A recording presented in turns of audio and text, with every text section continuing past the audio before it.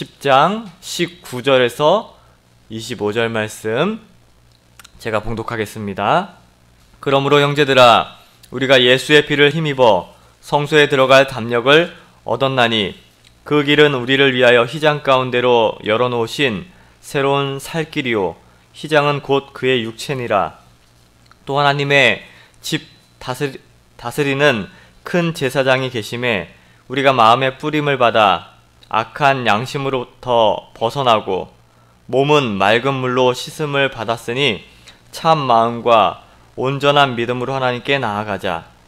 또 약속하신 이는 미쁘시니 우리가 믿는 도리의 소망을 움직이지 말며 굳게 잡고 서로 돌아보아 사랑과 선행을 격려하며 모이기를 피하는 어떤 사람들의 습관과 같이 하지 말고 오직 권하여 그 날이 가까움을 볼수록 더욱 그리하자.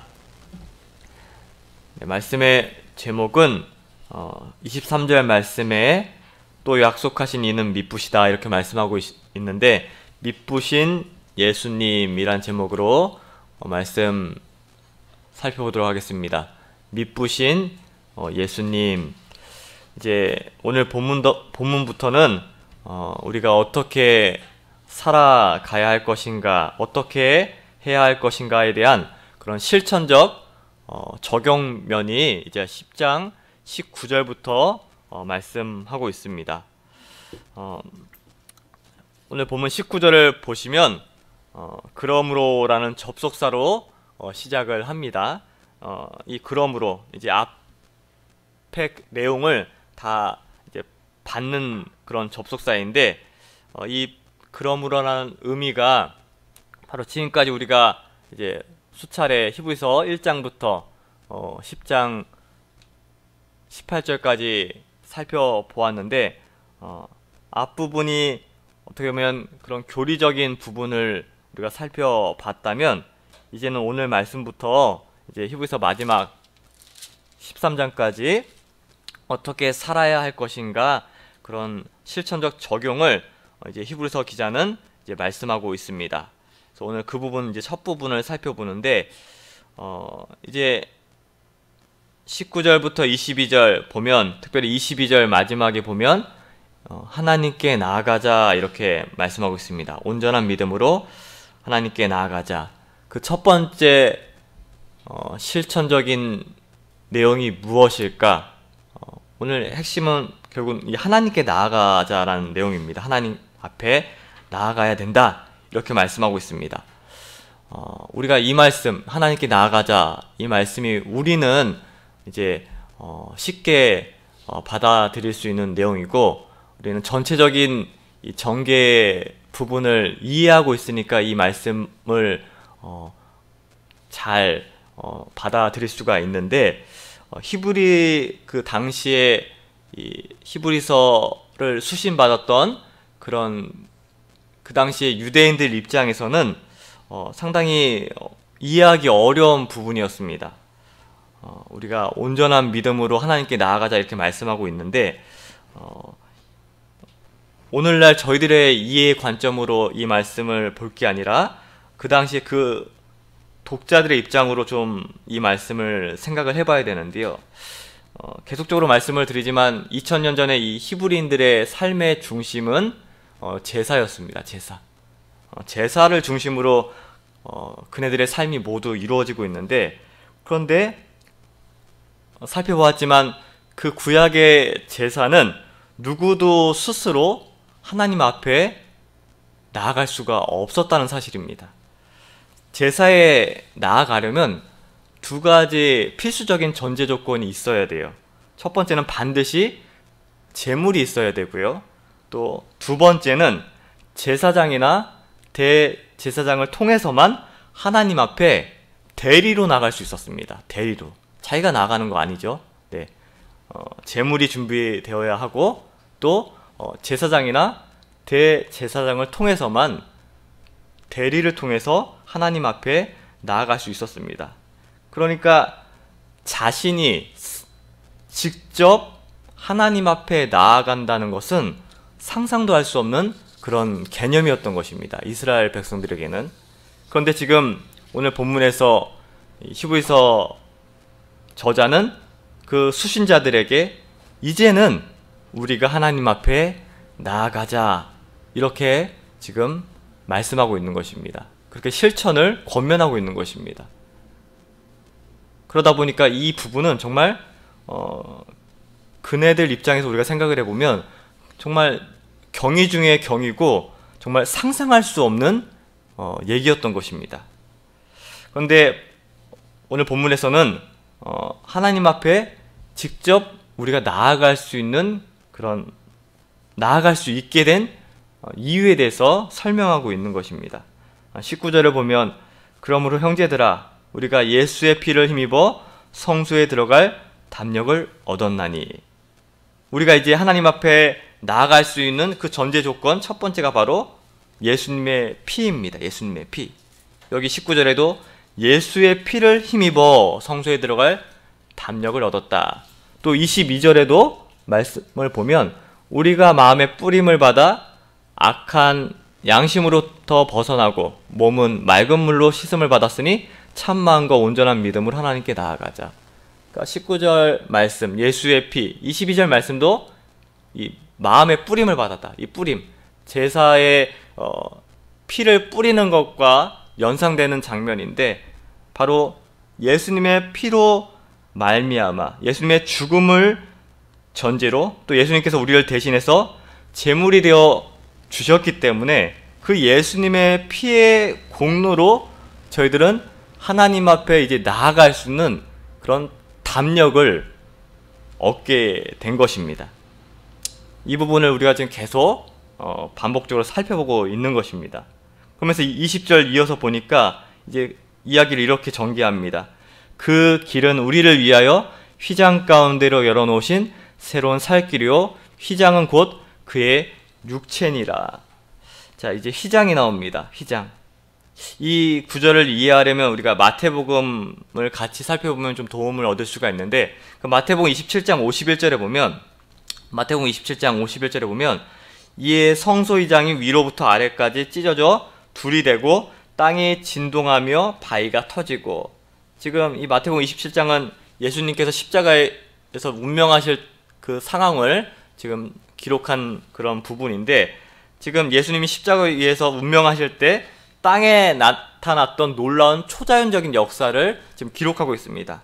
그 순간 예수님께서 운명하실 때 바로 성소와 지성소를 가로막고 있던 인간의 힘으로는 도저히 이 분리할 수 없는 이 휘장이 위에서부터 아래로 찢어진 것입니다. 이 휘장의 두께는요 대략 한 10cm가 됩니다. 그러니까 이게 장정이 찢을 수 없는 그런 두께입니다. 그러니까 이 휘장이 찢어졌다, 휘장이 특별히 위에서부터 아래로 찢어졌다는 의미에는 하나님께서 길을 새롭게 여셨다는 것이죠. 하나님께서 그 휘장을 찢으셨다는 것입니다. 둘째는 이 휘장이 찢어졌다, 이 의미는 바로 예수님이 받으신 이 고난과 죽음을 의미하는 것입니다. 예수님의 본인의 몸을, 본인의 살을 찢으셔서 우리에게 새로운 살 길을 열어주셨다는 것입니다. 그러니까 이 두 가지 의미 때문에, 조건 때문에 우리는 이제 하나님 앞에 직접 구약의 이스라엘 백성들과 다르게 직접 나아갈 수 있게 된 것입니다. 그 전제 조건이 첫 번째가 예수님의 피이고 두 번째가 바로 예수님의 십자가의 죽음이었던 것입니다. 그러면서 이와 같은 사실을 히브리서 기자가 강조하는 이유가 있는데 그 23절을 보면 또 약속하신 이는 미쁘시니 우리가 믿는 도리의 소망을 움직이지 말며 굳게 잡고, 이렇게 말씀하고 있습니다. 오늘 좀 중심적으로 오늘 좀 기억하시고 묵상하셨으면 하는 그런 말씀인데 23절 말씀을 우리가 세 부분으로 좀 나눠서 살펴볼 수가 있습니다. 여기 보면 23절에 우리가 믿는 도리에 대해서 말씀하고 있습니다. 우리가 주일날 목사님을 통해서 히브리서 4장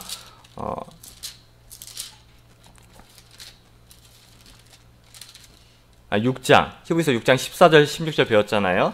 거기도 믿는 도리가 나오는데 믿는 도리, 이 믿는 도리는 원어적으로 보면 고백이란 뜻입니다. 고백.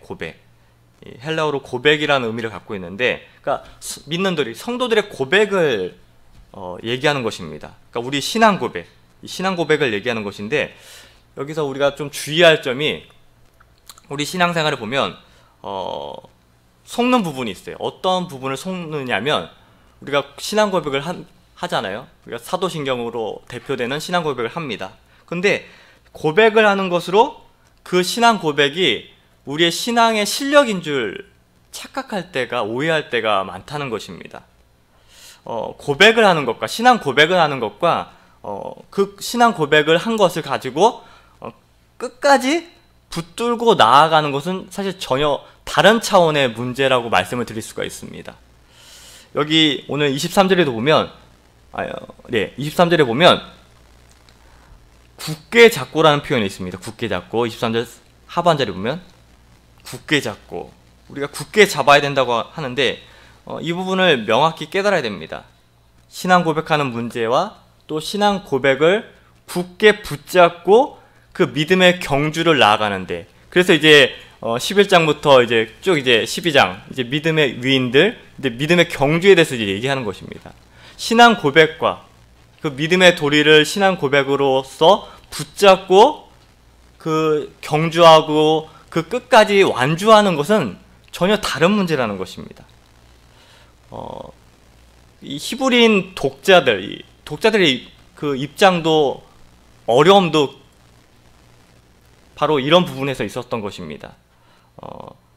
계속적으로 이 유대인들이 유대교로부터 다시 회개해라, 돌아와라, 회유도 받고 협박도 받는 그런 어려움이 그들에게 있었고요. 또 그 당시에 로마 시대였기 때문에 로마 제국의 그런 압박, 그러니까 로마 제국 가운데서 그리스도인으로 살아간다는 것이 얼마나 어려웠겠습니까? 그런 어려움이 그들에게 있었고, 또 분명히 예수님께서는 이제 다시금 곧 재림하시겠다고 하셨는데 그들의 시간으로 봤을 때는 그게 너무 더뎌진단 말이에요. 그러니까 오늘 그 25절에도 보면 오직 권하여 그날이 가까움을 볼수록 더 그러하자. 이 오직 권하여 그날, 예수님의 재림을 기다리면서 예수님의 재림이 더디어 오신다고 너희들이 실망하거나 또 그것으로 오해하지 말아라, 그것 때문에 다시금 유대교로 돌아가지 말라, 그런 어려움 가운데 있었단 말이에요. 그러면서 히브리인 성도들에게 나타난 현상이 무엇이냐면, 이런 어려움 가운데서 나타난 현상이 무엇이냐면, 그 어려움이 나타난 현상이 바로 24절 25절 말씀을 그래서 권면하는 것입니다. 거기 보면 서로 돌아보아 사랑과 선행을 격려하며 모이기를 피하는 어떤 사람들의 습관과 같이 하지 말라, 이 말씀이 그래서 나오는 거예요. 그러니까 이런 어려움 가운데서 계속 지쳐가면서 히브리인 성도들에게 나타난 현상이 무엇이냐면, 그 예배의 자리에서 점점 지쳐서 떨어져 나아가는 것입니다. 그 모임에서 떨어져서 다시 유대교로 회개하는 일들이 계속 일어나기 때문에 지금 히브리서 저자는 모이는 것을 그치지 말라, 이렇게 말씀하는 것이에요. 그래서 이 모이는 것이 너무나 중요합니다. 모이는 것이 너무나 중요해요. 모이는 일을 폐하거나 중단한 일이 벌어지면 기독교 역사적으로 또 성경을 통해서 살펴보면 어떤 조짐이 일어나냐면 배교의 현상이 일어나요. 배교. 그래서 히브리서 6장 4절에서 6절의 말씀에 배교를 얘기하는 것이고, 그 다음에 이제 주일날 살펴볼 이제 다음 본문 내용이 바로 그런 내용들이에요.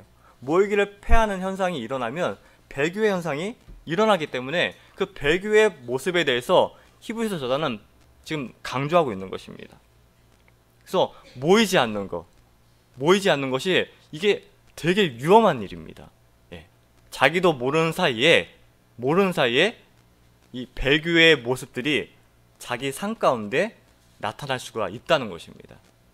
그러니까 오늘날 코로나 상황 가운데 되게 의미심장한 우리는 본문의 내용으로 받아들여야 됩니다. 그러면서 오늘 말씀을 준비하면서 어떤 부분을 좀 생각이 들었냐면, 오늘 본문의 말씀을 적용하면서 분명히 우리가 이 신앙의 고백을 가지고 또 예수님의 피로 말미암아 십자가의 은혜로 말미암아 우리가 하나님 앞에 담대히 나아갈 수 있게 되는데, 저의 영적인 상태를 봤을 때 그 믿음의 경주를 끝까지 잘 걸어 나가야 되는데 제 자신이 그러지 못할 때가 많다는 것을 보면서 참으로 좀 오늘날 표현으로 자괴감이 들더라고요. 예. 우리 성도님들께서는 그 믿음의 경주를 잘 걸어 나가고 계십니까?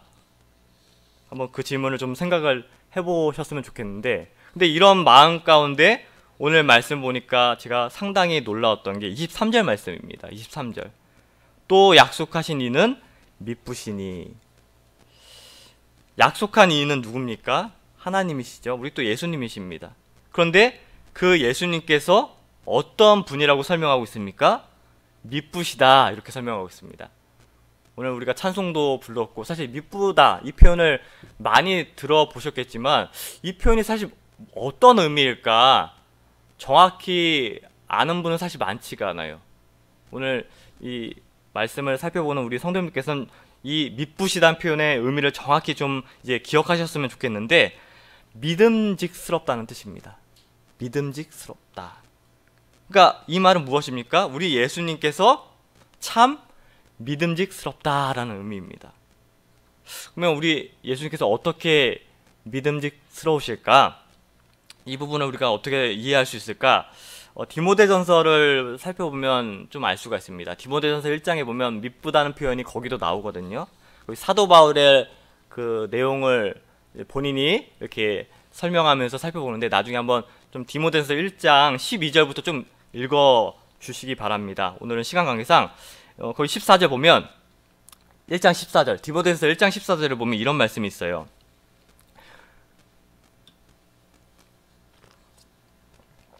우리 주의 은혜가 그리스도 예수 안에 있는 믿음과 사랑과 함께 넘치도록 풍성하였도다.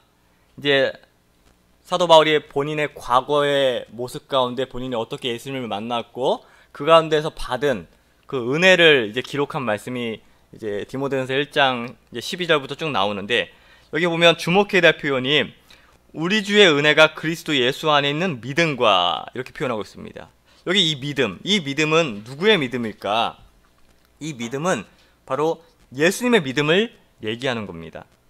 우리 예수님에게 무슨 믿음이 필요할까? 그렇게 우리가 생각할 수가 있는데, 이 믿음이 너무나 중요합니다. 예수님이 뭘 믿으셨을까? 바로 예수님께서 하나님의 사랑하는 자녀들을 믿었다는 것입니다. 저희들에게는 믿을 만한 무슨 조건이나 그런 건덕지가 전혀 있지 않습니다. 그렇잖아요. 그러니까 이 믿음, 이 디모데전서 1장 14절의 이 믿음은 예수님 자신을 근거로 한 믿음입니다. 예수님께서 전능하시고, 예수님께서 믿음직하시고, 예수님께서 성실하시고, 예수님께서 사랑이시니까 예수님의 믿음을 근거로 그 믿음을 통해서 예수님께서 우리를 빚어 나아가시겠다, 그걸 믿으셨다는 것입니다. 그걸 바로 오늘 이 디모데전서 1장 14절에서 보면 그리스도 예수 안에 있는 믿음이라고 표현하고 있는 것입니다. 예수님이 누굴 믿으셨다고요? 바로 저와 여러분을 믿으셨다는 것입니다. 그리고 그런 저희들에게 사랑과 함께 넘치도록 풍성하게 해주셨다는 것입니다. 바로 이것이 우리가 받은 바로 예수님의 정말 넘치는 풍성한 흥건한 주님의 은혜인 것입니다. 그러면서 디모데전서 1장 15절을 보세요. 디모데전서 1장 15절, 거기 보면 이제 미쁘다가 나오죠. 미쁘다 모든 사람이 받을 만한 이 말이요. 이 미쁘다는 말은 정말 우리 예수님께서 믿음직스럽다, 믿음직하시다라는 의미입니다. 그렇기 때문에 오늘부터 저희들의 고백이 바뀌어야 됩니다. 사람은 저희들에게 거짓말하고, 또 믿다가도 배교하고, 또 배반하는 일이 얼마나 많습니까? 그러나 우리 신랑 되신 예수님은 정말로 미쁘신 분이시고 믿음직스러운 분이십니다. 너무나 감사한 일이죠. 그분의 이 믿음직스러움이 어느 정도인가 하면 그 1장 15절 이어서 계속 보면 그리스도 예수께서 죄인을 구원하시려고 세상에 임하셨다 하였도다. 저희들은 우리 스스로 하나님을 더듬어 찾을 수 있는 그런 상태가 아닙니다. 우리는 맹인의 상태예요. 맹인. 예. 눈만 맹인의 상태예요. 절대로 저희가 스스로 하나님을 찾을 수가 없습니다. 그렇기 때문에 하나님께서는 하나님의 아들을 육신의 몸을 입혀서 이 땅에 보내신 겁니다. 하나님 편에서 먼저 찾아오신 거죠. 이 정도로 믿음직스럽다.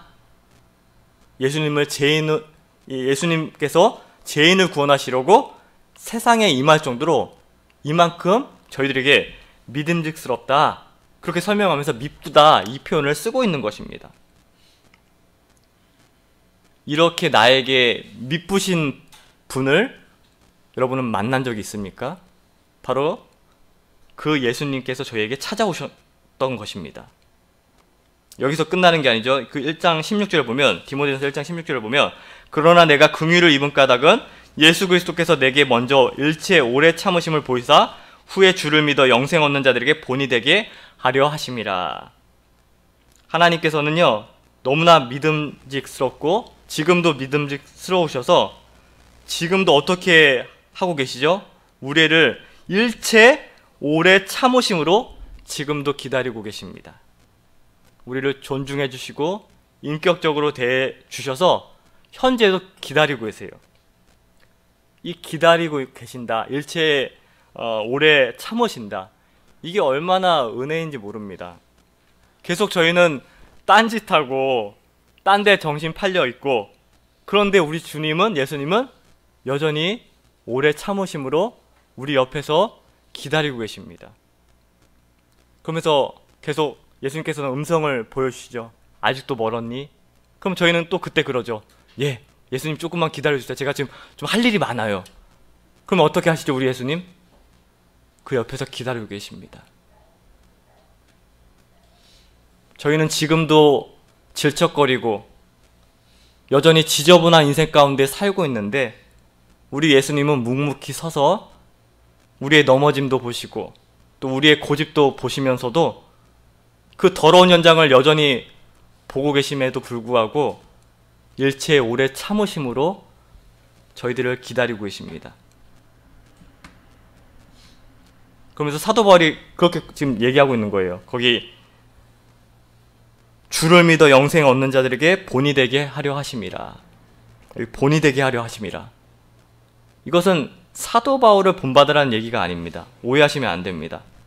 그렇게 사도 바울을 기다리셔서 변화시켜서 구원의 복음의 포문을 여는 대사도로 예수님께서 변화시켰는데, 그때까지 누가 기다리신 거예요? 사도 바울이 기다린 게 아니라 예수님께서 기다리신 거예요. 그 기다리심의 본을 본받아라, 그렇게 말씀하고 있는 것입니다. 이 의미는. 저희들도 그럴 때 많잖아요. 아, 인내해야지, 기다려야지, 참아야지. 아, 참 참는 거 힘들다. 왜 이렇게 인내 시간이 길지? 그렇게 우리가 생각하며 나아갈 때가 많은데, 사실 저희가 참는 게 아닙니다. 저희가 참는 게 아니고 그런 모습을 누가 참고 기다리고 계시는 거죠? 우리 예수님께서 참고 기다리시는 겁니다. 그 예수님의 참고 기다리심이 있기 때문에 우리가 이 믿음의 경주를 피니시 라인까지 쓰러지지 않고 결국에는 통과할 수가 있는 것입니다. 이 본을 누가 보여주셨다고요? 바로 우리 예수님께서 그 본을 보여주신 것입니다. 사도 바울도 내가 포기하지 않고 기다렸는데, 그와 마찬가지로 오늘날 저희들도 우리 예수님께서 절대로 포기하지 않으십니다. 왜냐하면 우리 예수님께서는 미쁘신 예수님이시기 때문에 그 모든 과정을 기다리시고 참으시고 우리 예수님께서 친히 변화시켜 나가실 것입니다. 그렇기 때문에 우리 예수님이 미쁘시기 때문에, 또 저와 여러분들을 믿으시기 때문에 이 사실이 우리에게 얼마나 큰 위로와 용기가 되는지 모르겠습니다. 우리 사랑하는 우리 광흥교회 성도 여러분들, 혹시 지금 어떤 어려움이 우리 성도님들을 짓누르고 계십니까? 나의 기초로 볼 때는, 나로 볼 때는 또 무너질 수밖에 없지만, 나를 아시고 나를 믿으시는, 또 나를 기다리고 계시는 그 예수님을 통하여 또 예수님이 계시기 때문에 그 어려움을 우리는 이겨내실 수 있을 것입니다. 분명히 믿음의 경주를 우리는 통과할 것입니다. 내 실력으로 나아간다면 절대 통과할 수 없겠지만 믿으신 예수님이 우리 옆에 계시기 때문에 저희는 다시금 일어나서 그 경주를 완주하실 것입니다. 이 사실로 오늘도 감사하시고 또 어떤 어려움이 오더라도 나 때문에가 아니라 그 믿으신 예수님 때문에 또 웃으시면서 또 극복하시면서 나아가시는 그런 믿음의 참 용기자들이 다 되었으면 좋겠습니다. 네, 말씀 생각하면서 잠깐 기도하겠습니다. 예수님, 저희는 또 넘어집니다. 오늘도 또 실수할 수도 있습니다. 저희들이 이 길을 걸어가고 있지만, 출발을 했지만 아직도 가야 할 길은 멀고도 멉니다. 또 험한 일도 많습니다. 그리고 저희는 너무나 실력이 없습니다. 하지만 저희를 보고 저희들이 포기하는 것이 아니라 바로 약속하신 이는 믿으신 우리 예수님이 계시고 또 그 예수님이 저희들을 믿으시고 바로 그 예수님의 손을 우리가 붙잡고 나아가면 반드시 하나님께서 원하시는, 기뻐하시는 그 믿음의 길을 저희들이 한 걸음 한 걸음 또 일어나서 갈 수 있음을 오늘 또 확신하였습니다. 늘 하나님을 바라보는 것이 아니라 예수님의 피를 의지하여 하나님 앞에 담대히 나아갈 수 있는, 또 담대히 갈 수 있는 저희들이라는 것을 확신하고 오늘 하루도 우리에게 나아가는 것이 아니라, 내 자신을 통해 나아가는 것이 아니라 예수님을 통하여 하나님께 나아가는 저희 모두가 되게 하여 주시옵소서. 감사드리오며 예수님의 이름으로 기도하옵나이다. 아멘.